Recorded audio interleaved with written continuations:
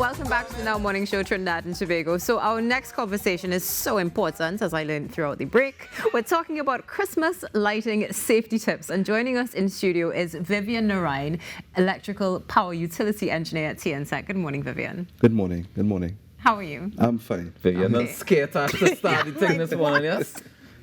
All right. So we're talking about Christmas lighting safety tips, which is so important. And we're going to start with indoor lighting. Let's just go straight into the conversation.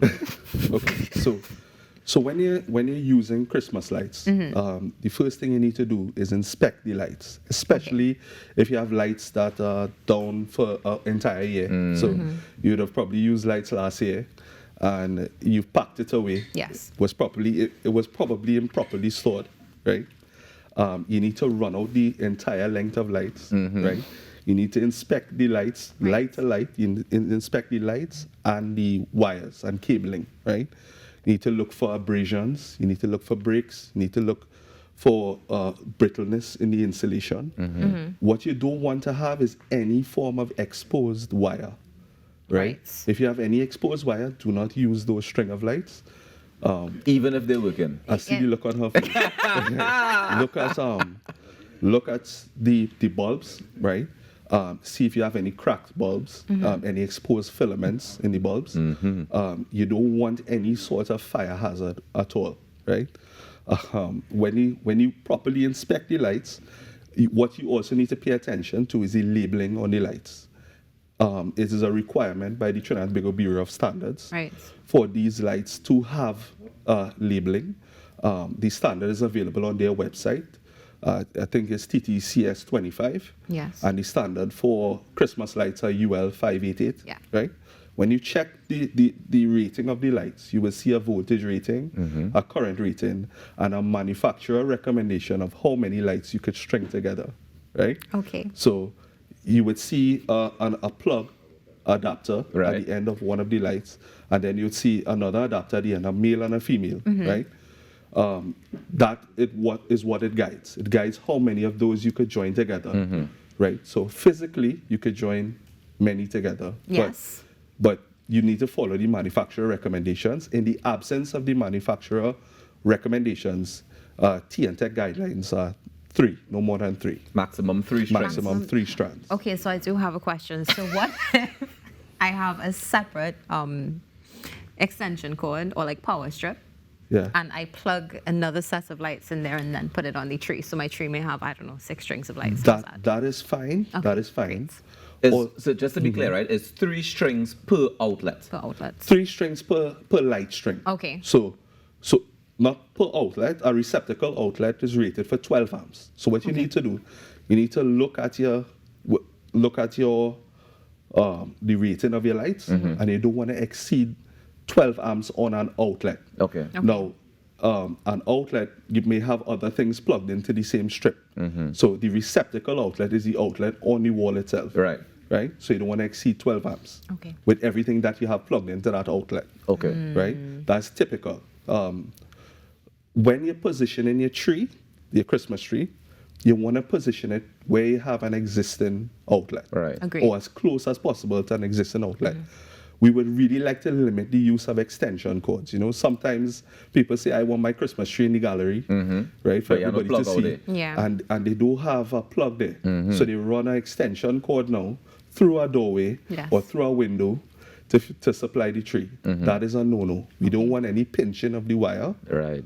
right, or any possibility that there may be any sort of damage to cause any exposed wiring whatsoever. Okay. Let me just backtrack a little bit. You mentioned the amperage on the outlets, right? Yes. How much amperage is it's each string of light? So it changes based on It would vary based on the manufacturer, Right. and it will also vary based on the type of light that it is. So All right. So let me say you have a regular LED icicle lights that people have been hanging up all over the place now, Everywhere. right? You haven't any idea as to how much amperage on those would it's be? very small amperage. It's very low, right? Okay. But what people tend to do is they tend to plug in multiple things together. So, for instance, they may have a strip, or they may have adapters or extensions where they not only have lights plugged into it.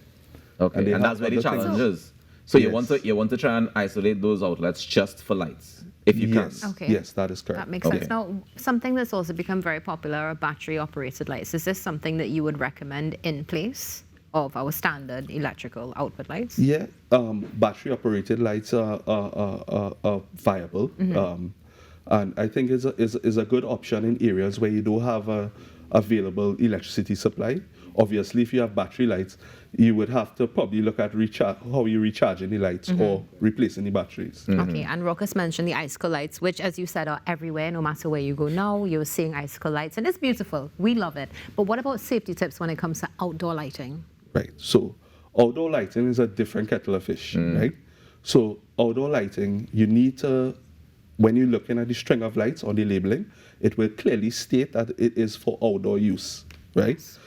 So what you need to do is you only use lights that labeled for outdoor use outside, Right. Yes. If you use indoor lights outside, the insulation on the wiring would not be able to take the weathering, the Right. natural weathering element outside, and it will fade, it will degrade, and the wires will get exposed after some time, and it will cause a short, right?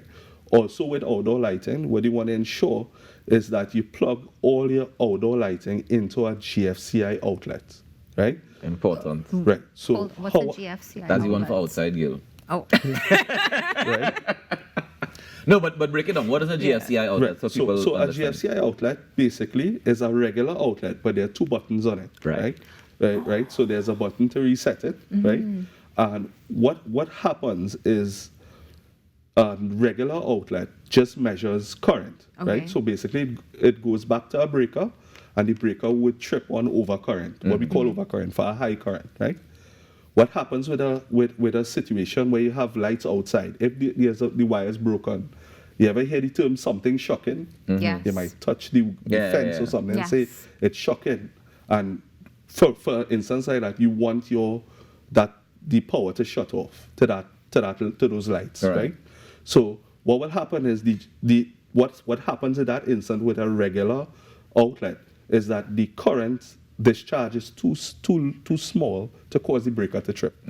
What a GFCI does, it measures the hot and the return, and it measures the balance of current. So your hot and the return should always be equal.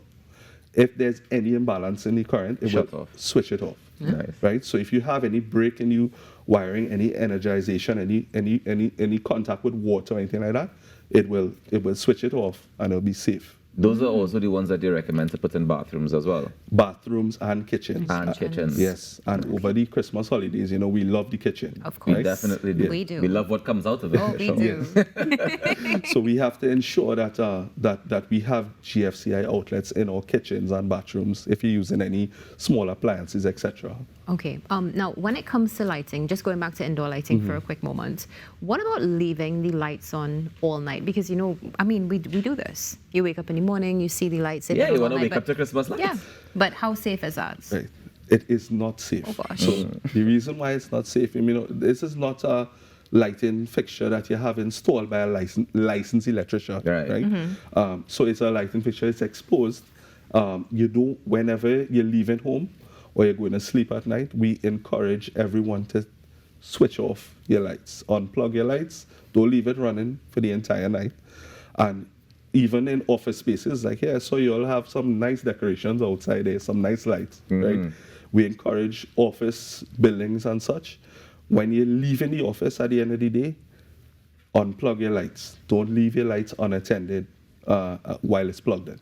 But how it will light up overnight if it unplug whole night? Yeah, when you're turning in for bed, you could leave it. You could leave it lighting, but when you're turning in, go to bed at night, we encourage you to better be safe than sorry. Better be safe than sorry. Very sobering coming down there from electrical power utility engineer at T&TEC, Vivian Narayan. Thank you so much for joining us this morning and for sharing some of these safety tips, because we want you to be as safe as possible over the Christmas season. We take a quick break and we come back with more inside the Now Morning Show. Stick around. I know everybody planning